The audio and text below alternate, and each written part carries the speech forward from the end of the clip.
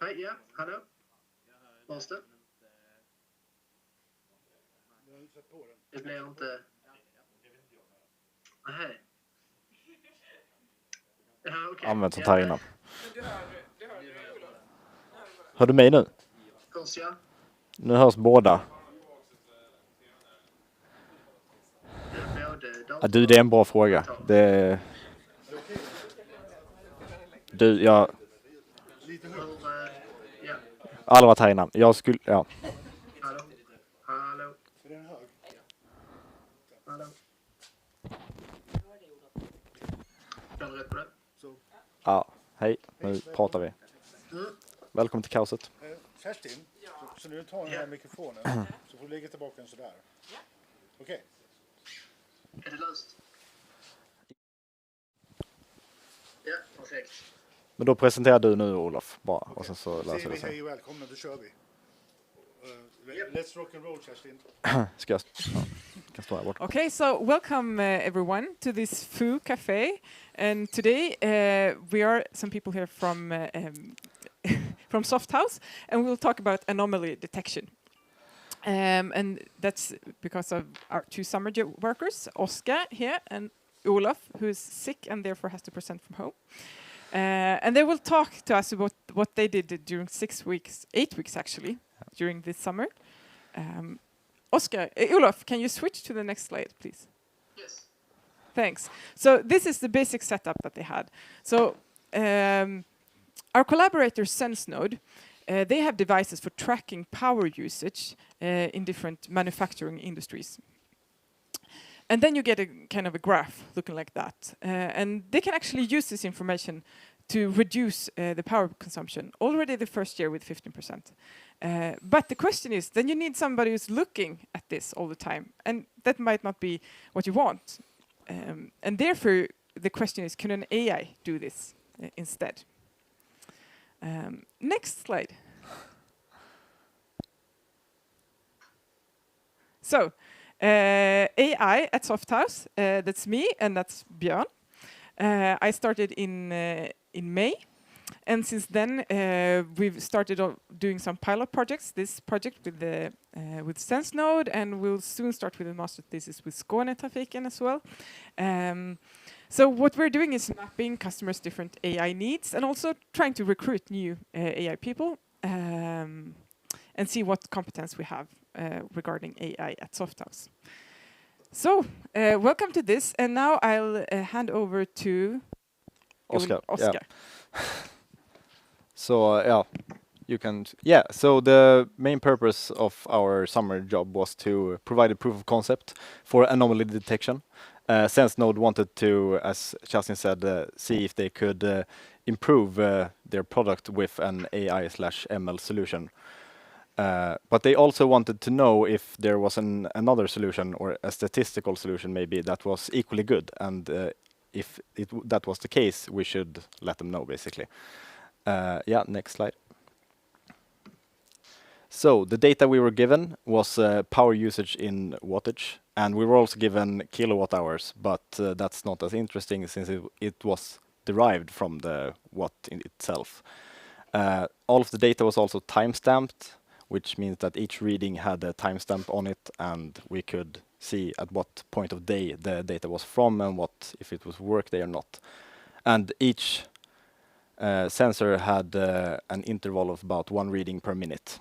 So there was quite a lot of data, and we have 50 sensors, each with about a month of historical data. A few sensors had more, some had 3 or 4 months, but the average was about 45 of them had 1 month of data. The problem was that all of the data was unlabeled, so we didn't get data that we didn't know what was anomalies or not. And the next slide. So we wanted, the first thing we had to do was to figure out what is an anomaly. And in our case, it's some sort of irregular behavior, or where it deviates from the trend. As you can see at this point, it's a sort of spike, and there's a spike there and there as well. And these are irregular behaviors that we do not want. Those are, here are the 5 days a week, basically, so it's Monday, yeah, it's the 5 days a week, and you can see that the machine shuts off during the night. That's where we get these 5, yeah, and levels. And here we see that they don't shut off at night, and that's a deviation from the normal trend. So what we did, we considered this trend as the norm, since it's the longest continuous pattern. This might not be the ground truth, since we don't know the whole data. It might be that the next 2 months or so, that this is the normal and this is the norm. So we had to approach it from what we had. Yeah, next slide. So yeah, the process. We start the process by analyzing the data by hand, as we did now. We need to look at the data and see what we thought was anomalies and what wasn't anomalies. And if feasible, we wanted to label the data so we could then run tests on it. And we also wanted to extract useful features from basically the timestamp. So we wanted to know if it's a work day or not, basically, or what hour of day it is. And then we searched for existing solutions. Anomaly detection is not new for us. It's been done before in a lot of different ways. And we searched what we could find and then evaluated what worked in our project and kept the things that did. And then we started creating a baseline model for the project. Yeah, next slide. The tools we used was, Python is the way to go when it comes to AI/ML, we found out. A lot of the libraries, the useful libraries, are written in Python. There are some in C++ and C, but neither of us had much experience in those areas, and Python seemed like the way to go. We also used Google Colab for sharing the code between us. For those of you who don't know what Google Colab is, it's basically like a Drive document that's shared between users, and you can run and write the code in this document itself. And the best thing about it is that you can allocate a free GPU to the session. So we didn't have to pay for a GPU, and we didn't have to use any other software to run the AI training. Yeah. We obviously considered using Git for version control, but since we didn't want, or we were only 2 people and the project wasn't that big, we thought that Google Colab was sufficient. And then we would need a different environment to figure out how we should run a GPU for the code. But if we were a larger project with more than 2 people, you would need better version control for sure. The libraries that we used was mainly TensorFlow and Keras for the model that we provided. And then sklearn, I'm not sure exactly what functions we used, but we used it in some sort of in the project. And if you want to do anything with AI/ML, you should definitely look into sklearn, because it has a lot of good methods for it. Pandas was used for handling the data. It has a useful data frame concept that easily manipulates all of the data. And NumPy and SciPy, that's if you do anything with math, you should probably use them. And Matplotlib is just for plotting the results. Yeah. So yeah, what we did 2 models. One statistical models, as I said, no machine learning whatsoever. We wanted to see what, if it was better than the CNN that we did. And the CNN, or a convolutional neural network, is the approach that we chose for our ML or AI solution. And both of them try to replicate the data and predict the future. So we trained them, and then we let them predict the next value, basically. And for the anomalies, we did the prediction had a threshold. So each prediction were given a specific threshold, and if all of the predictions for a 10-minute period was outside of this threshold, it was deemed a streak anomaly. And if an anomaly were to be larger than 3 times the threshold, it would be a spike anomaly. If one anomaly was just barely outside the threshold and then dips down again, it was not considered an anomaly at all. Yeah.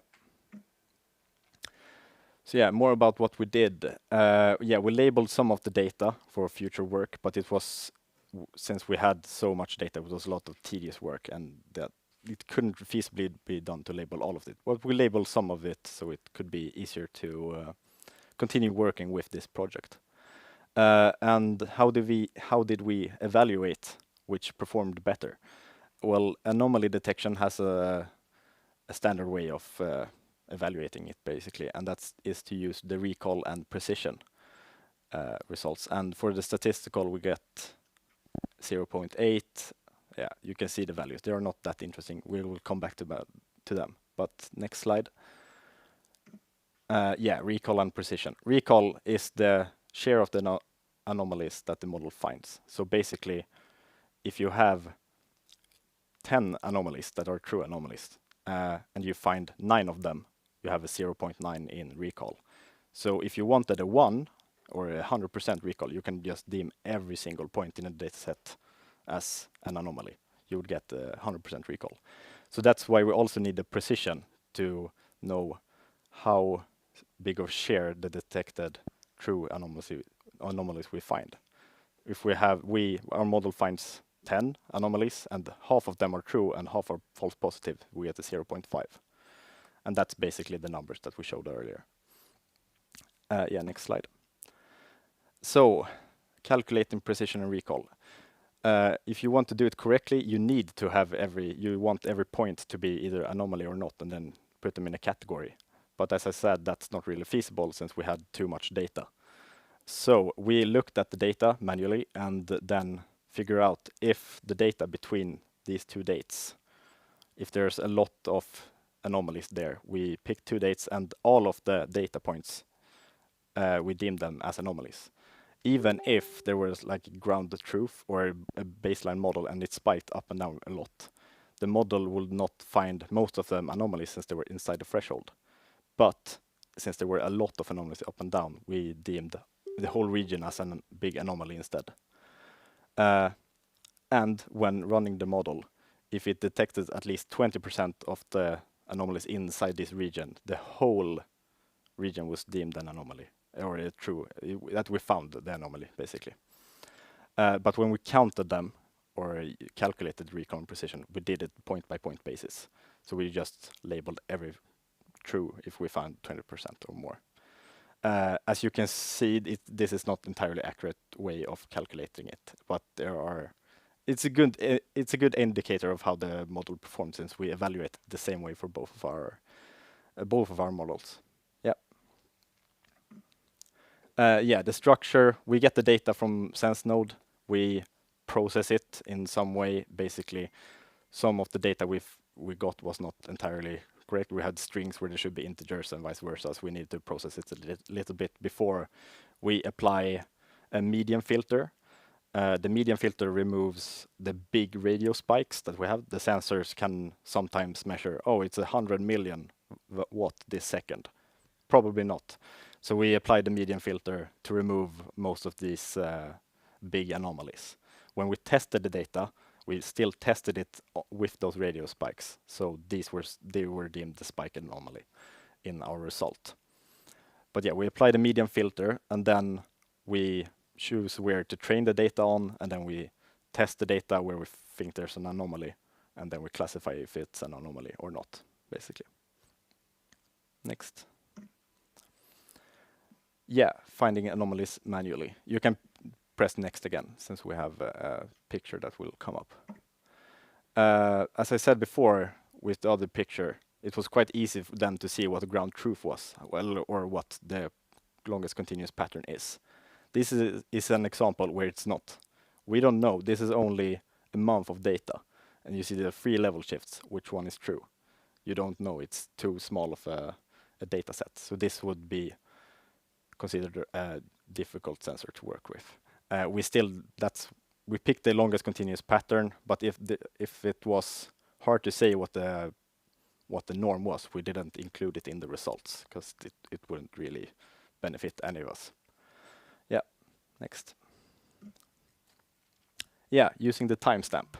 As I said, each data point had a timestamp associated with it, so we could see what day of the week it was, what hour, if it was a workday or holiday or not. and these are our future features. We introduced these features to the convolutional neural network so it can better predict what's about to come. If it knows it's a holiday this day, then it shouldn't predict that it's on, basically. And for all of these are features that help with the prediction. If we had more data, we could maybe introduce more features, like what month it is. For a winter, it might draw more energy than in the summer. So, but that can be done if we have more data, basically. Yeah. Okay, I hope you can all hear me now. So over to the models themselves. We started off with the statistical model as kind of a baseline model. And the first step in doing this was to find some suitable training data. And then using this data, we fitted an average week, so to speak, from this training data. So if we only had exactly 1 week of training data, that week would be the average week. But if we had, for example, 2 weeks, then we would average between those two and calculate the average for every day and within that day, every hour as well. So the inputs to this was the sensor reading or value, and then the day of the week and the hour of that sample. Using this average week, we would then compare this to the training data again and see how well they corresponded to each other. And from this, we would generate thresholds for how we would detect anomalies. And this was done in a few steps, but essentially there was one parameter which we could alter in order to include or exclude anomalies, which I will show you later. And here we set individual thresholds for every day and hour. So there was 7 times 24 different thresholds for this. And this you can see in the bottom right graph, where in the level shifts, the threshold boundaries is much wider compared to the more constant levels. And then if a sample came outside of these threshold boundaries, they were classified as anomalies. And for this, we didn't transform the data in any way, since this was unnecessary, because we basically only calculated mean values. And these are the graphs where we can see what happens if we vary the parameter A. And in the top right corner, you can see when A is equal to 1, and then in the top left corner, and in the bottom right, you can see when A is twice as large. And the bottom line with this A is that if we make A twice as large, if I'm not completely mistaken, that means that the lowest possible threshold is also twice as large. And as you can see, it really makes quite a big difference how we tune A. For this example, the amount of anomalies is about the same, but as you can see, the boundaries is much wider for A equals 2. And it's also worth noting that we used an A of 1.5 for our statistical model.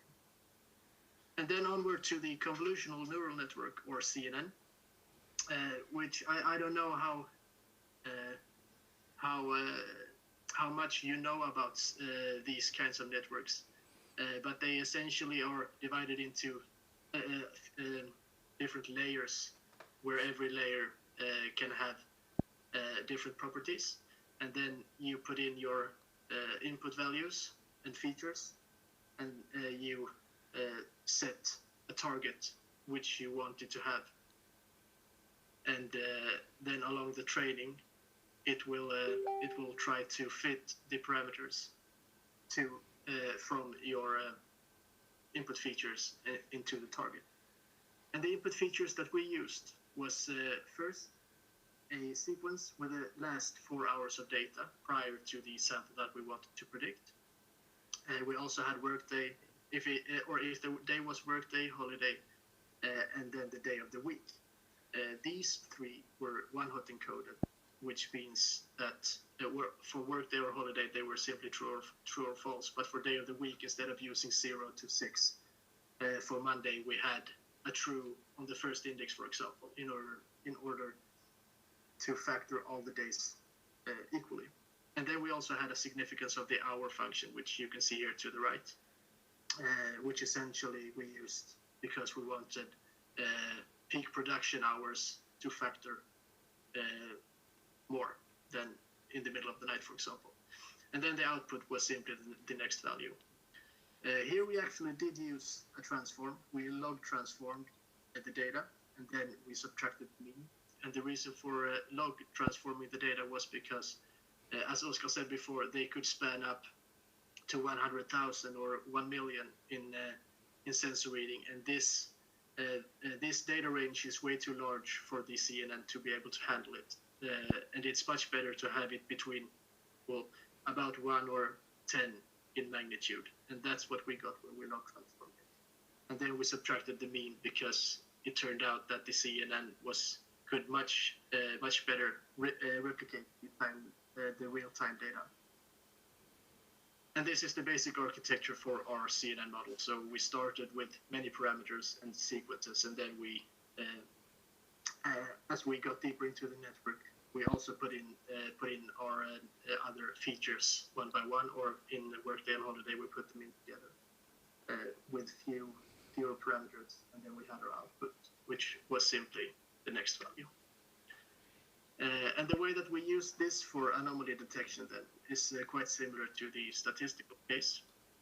So first we once again had to find the training data manually, and then we trained the network using our training data, fitted it, and then we tested the model on the same data again and see how well it could replicate the signal. And depending on how well it could do that, we generated thresholds which for both absolute and relative, or absolute relative difference.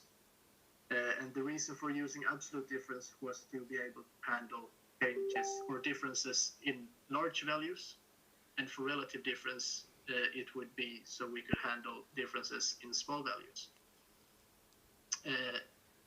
And here we omitted 0.2% of the largest errors. And this was done because the model was trained on filter data.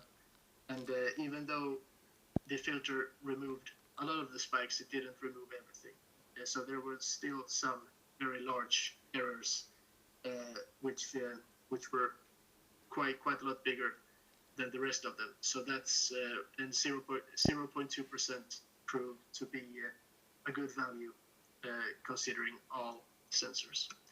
And here we can see what happens if we vary that fraction. So on the top left corner, we can see that if we remove 0.5%, it's not that different compared to 0.2%, which is in the middle on the top. But if we compare to a much higher or a relatively higher fraction, or even taking the largest numbers, the amount of anomalies detected is much lower. For example, when part is equal to 1. And maybe for this example, the difference isn't that huge between 0.5 or 0.2%. But as I said before, considering all the sensors, 0.2% was the best. But what we wanted to show you with these graphs is that it really makes a difference to fine-tune these parameters. And we're just quickly going to show you some results. So training on these high levels, we thought that the normal was that it should be low, or the values should be low during the night. And both the statistical model and the convolutional neural network detects these this behavior actually, as you can see in the streak anomalies. The CNN also detects some spike anomalies, which is nice, which makes it a bit better than the statistical model. And moving on to this one, we can see that once again, training on this very long sequence, it's also worth noting that for this is, or we trained without these radio spikes, so the filter took care of them. But as you can see, the elongated higher level in the testing area is detected. But then during the 2nd and 4th of April, the statistical model thinks that the level should be high when it in fact is low. But this is during Easter, so it's quite reasonable, we think, that the level shouldn't be high. And this is something that the CNN does much better than the statistical model. We're not completely sure if this is down to the holiday feature, because we're not sure if we actually trained on a day that was a holiday. But nevertheless, the CNN seems much better. It's also important to choose good training data. So if we look to the left, we can see that the data is much more volatile compared, or has much higher variance, compared to the data to the right of the low level.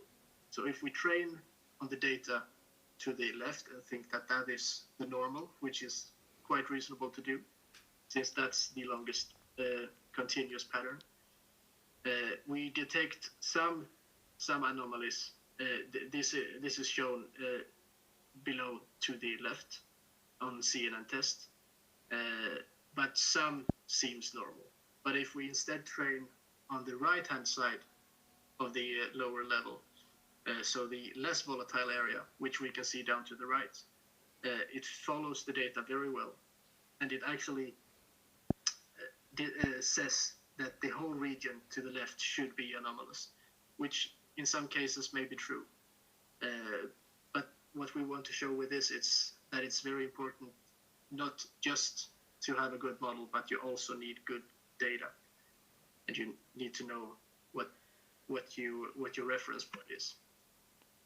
So if we compare these two models, the CNN had a precision of almost 90% and a recall of almost 70%, compared to the statistical, which had precision of 73% and a recall of 80%.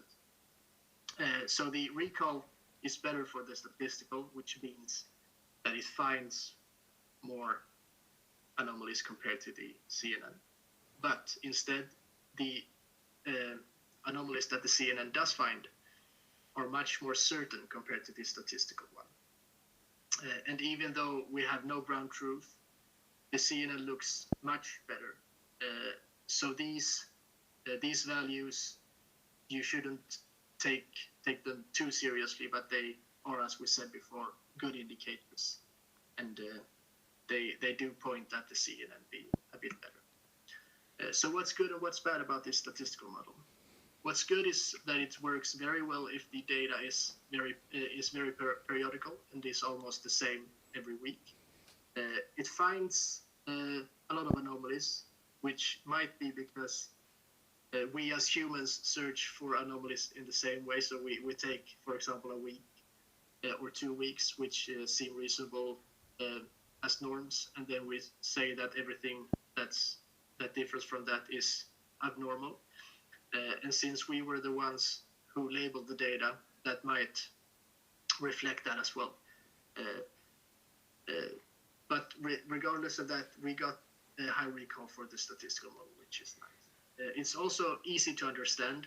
It was quite easy to implement, and it's very, very fast. It trains in just a few seconds.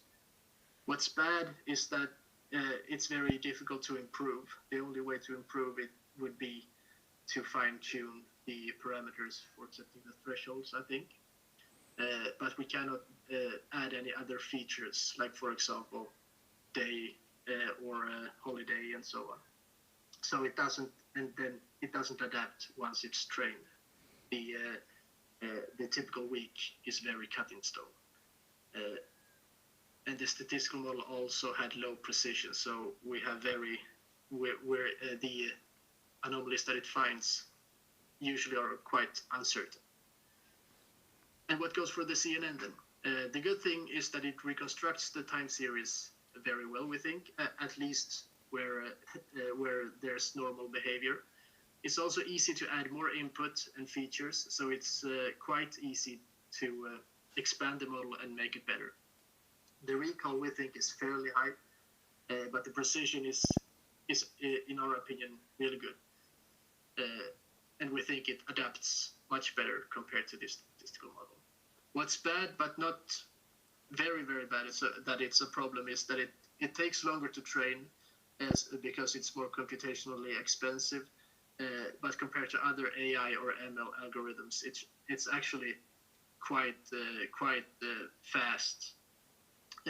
Because I think Kerstin trained all our useful data in 15 or 20 minutes compared to several hours, which isn't unheard of for other techniques. One thing that would be a nice feature with the CNN is that it would be able to learn when it finds an anomaly and fine-tune its own parameters.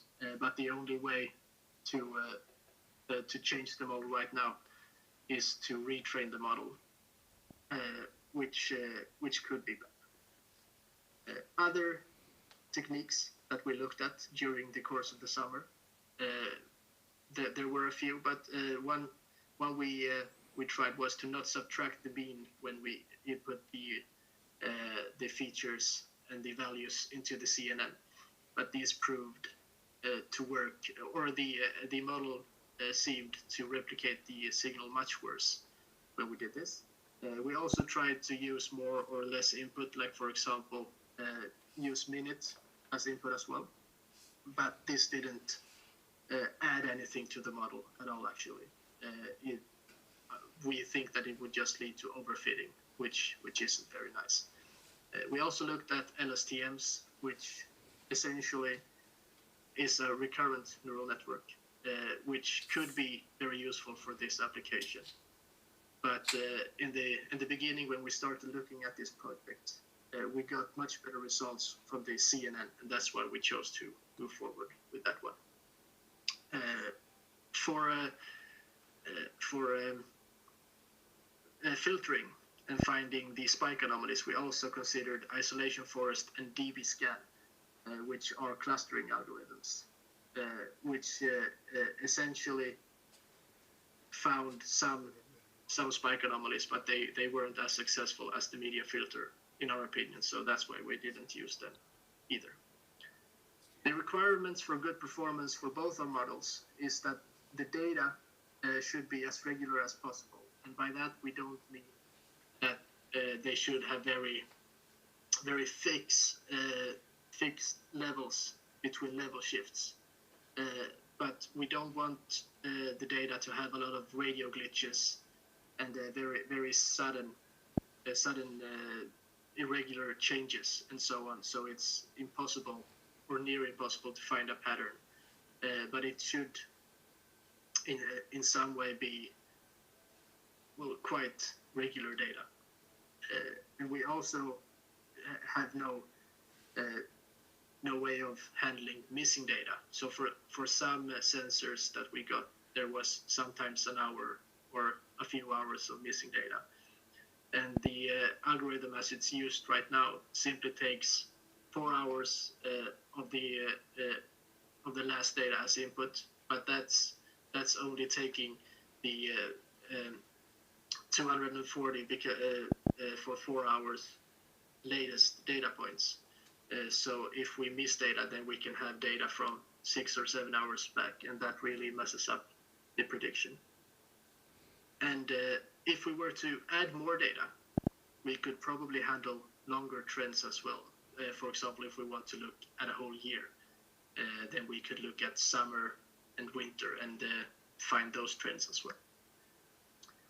The improvements and suggestions from our side is that we believe that the CNN could handle level shifts better, probably the statistical as well, but CNN is more interesting. Because as you could see before in the results, when there are very sudden changes between the levels, it usually detects some kind of spike anomaly there. So this is something that the model could improve on. One thing one could look at is also anomaly density, and that would be useful if we had a region, for example, 15% of all the samples are classified as anomalous, but they are scattered enough so that they aren't classified as streak anomalies. So that would be a third kind of classification which could be useful. If it's possible, maybe the two models could be combined, but this is also not something that we were able to do during the summer. Possibly, we could add more features, as I said before, taking financial status into account in the world for the time being, and so on. So there's really a lot of more features one could incorporate into the model. And we also think it could be good if the CNN would be able to learn when it catches an anomaly and maybe fine-tune its parameters or something like that. So that would really make the model a lot better, we think. So the conclusion from us is that the statistical model works very well if the data is very regular, but it doesn't adapt, which the neural network does. So we think that works better. It finds the patterns and it adapts better if the data deviates from the trend within reasonable margin. So it's not anomalous. Both approaches works best with less noisy data, and the only manual work is finding training data, which really should be made somewhat automatic if this is going to be used for real in the industry. Then it's not quite feasible to have someone to determine which data is useful for training or what's the normal. So that's also something that could be improved somewhat. And as we can use more data, we could also use more features in order to incorporate winter or summer or other features. And as I said before, if this is going to be used for real, then we would probably need at least a year of training data in order to see all kinds of scenarios, so we know when an anomaly is likely to occur. But the bottom line after the summer is that we found that the CNN works better than the statistical model, so it's worth to actually develop the AI or ML tool. So that's all we had. Thank you very much. Wow.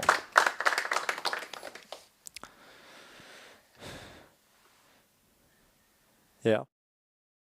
It's supposed to happen now, actually. Do you want to ask any questions?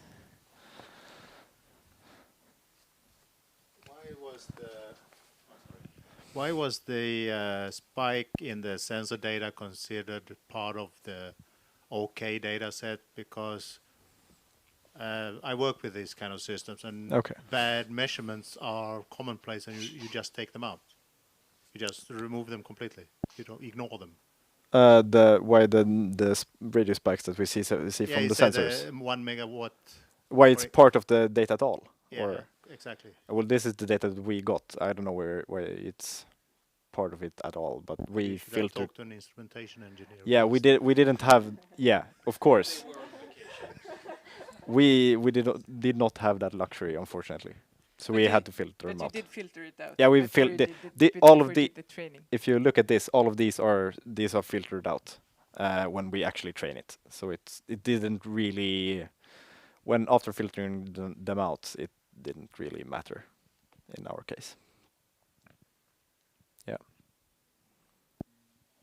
Any more questions? Yeah. Hörde Olof? Why? Okay, just ask a question. I can repeat it. Why are there 50 sensors, and what is the goal of having so many sensors? Is the goal of representing the same data or levels, or should it be all yeah? What is the goal of having 50 sensors? Yeah, okay. Yeah, okay, I can answer. The goal wasn't. That's what we were provided with from SenseNode. The goal was that all of these sensors should, in some way, incorporate an AI solution we want to look at different sensors to see that we want to generalize our method. so that it works for different types of signals, and that's why we got so many sensors. Some of them were excluded since they we couldn't find any pattern at all, and none of the models. So each sensor was at a different machine. Yeah, that maybe wasn't explained, but or more than one machine could be hooked up to one sensor. What was the perception of SenseNode on the results? They were thinking that it was something to pursue, or they just said, okay, the precision is not good enough? I do not know. I can. I don't know if I have a proper answer. I shouldn't be the spokesperson for our customer, but we have ongoing discussions with them, and this is clearly on their path, their business path, on things to do. So in that sense, we're being very proactive, and clearly they could use something like this. So without saying more than that, something like that, we are talking about this. So I find it fascinating that we could sort of push ahead, summer of code and 2 students, and then keep the discussion going with our client, basically. And so, I mean, in any application with ML, you really need to consider the end user when you can actually say whether it's useful or not. And that will depend on the specific customer probably, and there will be lots of discussions going forward. But they thought it was interesting at least, and there's lots of work still to be done on this. This was just the first proof of concept, just summer. So you can improve both on precision and recall. And tune, also the trade-off between precision and recall is also very interesting to tune. Considering the end application. Do you want false alarms or do you want to catch everything? That's a trade-off there. And I think for them it was very worthwhile to have a precision. I mean, you didn't have to catch all, but if those you catch, if they're good, that's very worthwhile business-wise.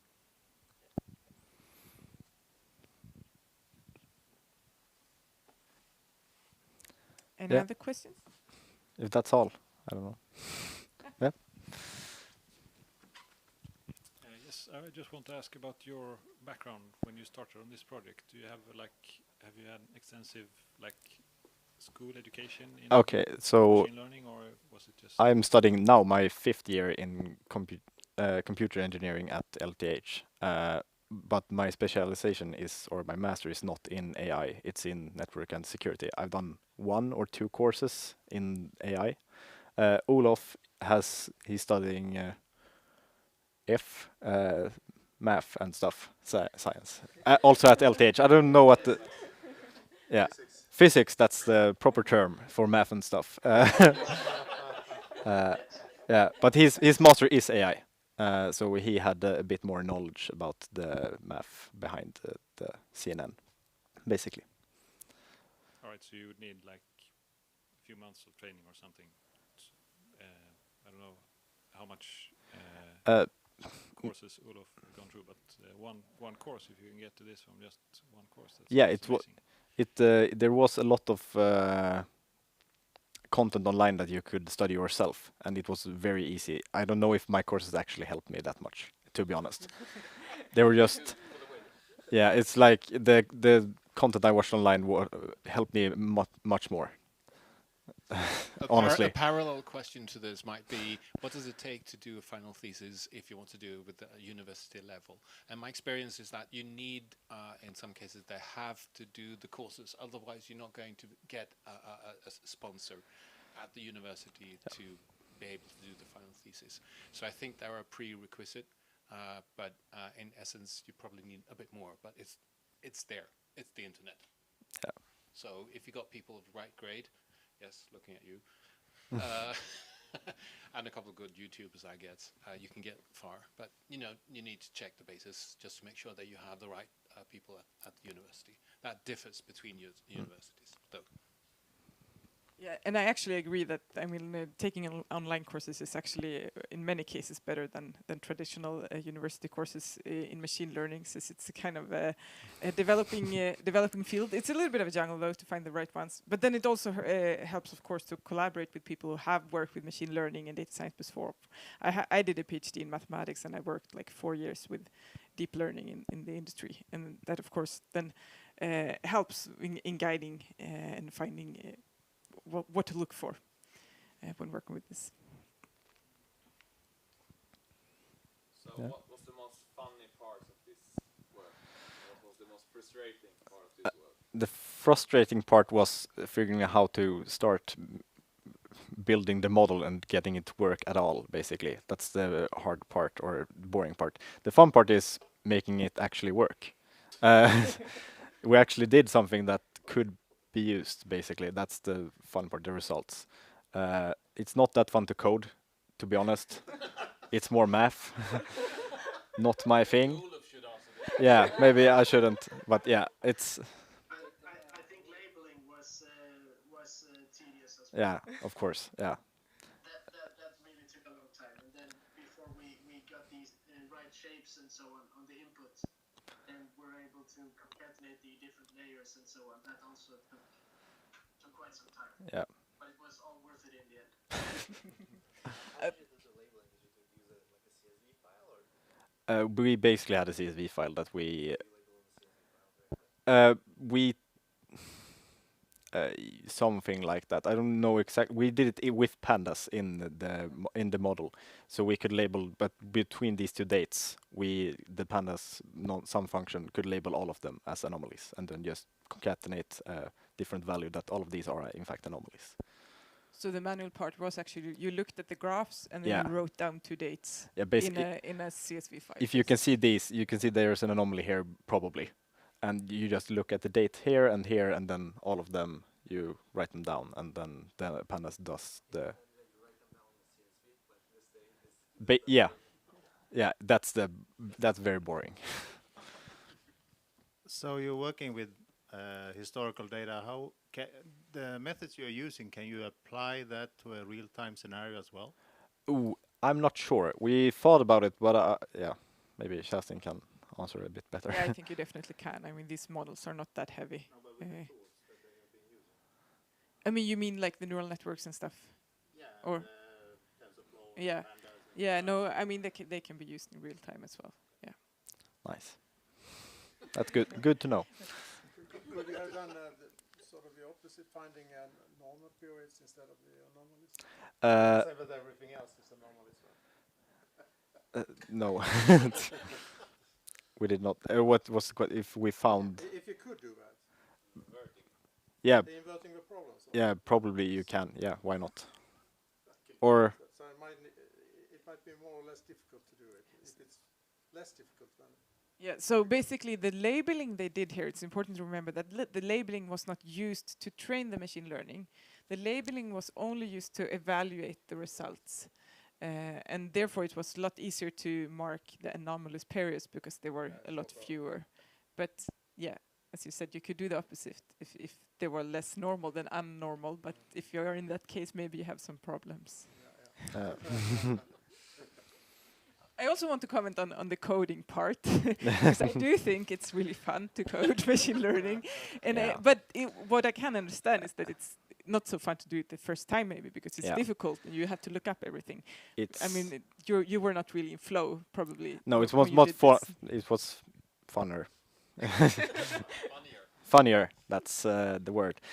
In the last part of the project, when you understand the code, so doing it again for real, it might be a more pleasant experience than I had. And also when you can actually transform the code to a real Yeah. editor and don't work in the notebook anymore. Actually, do it for real. But yeah, we didn't really have time for a proper project.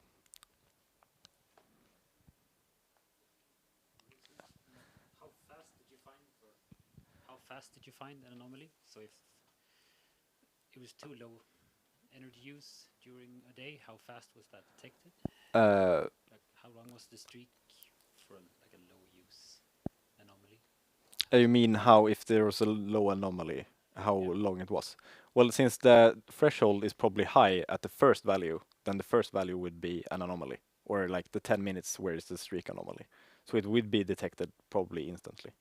But for the streak anomalies, it is 10 minutes. It that is is 10 that you minutes, put the yeah. Threshold in that you define it as an anomaly after 10 minutes. Yeah, So you detect it within 10 minutes. within 10 minutes. Yeah. You could shorten it if you want, but then we have less precision, basically.